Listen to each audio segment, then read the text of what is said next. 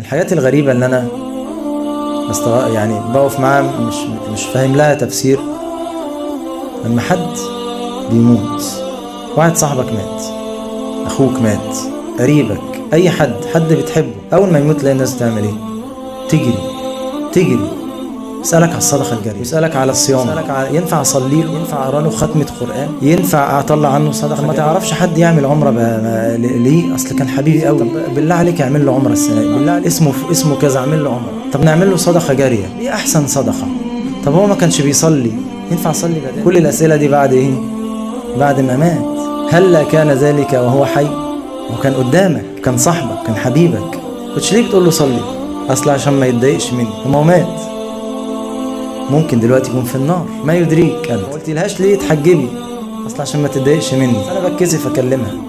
طب لما ماتت في حادثه وهي متبرجه، انت فرحانه دلوقتي، مبسوطه، ولا بتبكي عايزه تبكي دم بدل الدموع على صاحبتك اللي ماتت متبرجه وماتت في حادثه؟ والله اعلم بالخواتيم.